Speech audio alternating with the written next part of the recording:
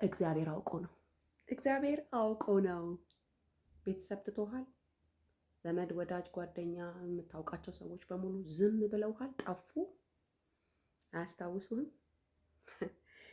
እሰይ እኮ ሳሙኤል ልጆቹን ሁሉ እንዲያሳየው ሲጠይቀው ሁሉንም አሳለፈና ጨረሰ።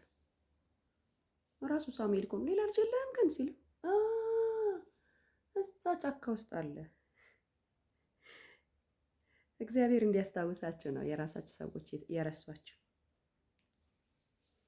እግዚአብሔር ብቻውን ፈልጎ ነው። እነ ኤልያብም በቃ እንደ ወንድም የማያዩዋችሁ እግዚአብሔር አውቆ ነው። ሸጡት፣ አንስማማም፣ በአንተ ህልም አንስማማም። ያለ ጊዜው የተነገረ ህልም ቢሆንም ዋጋ ያስከፈለው ግን ወንድማችን ነው አላሉ። አጀንዳ አለብህ። ጠቅላይ ልትሆን ነው። ጠቅላይ ስትሆን ታዲያ ኖርማል ነው እንዴ? አይደለም። ለብቻህ ትሆናለህ። አይሶሌት ትደረጋለህ።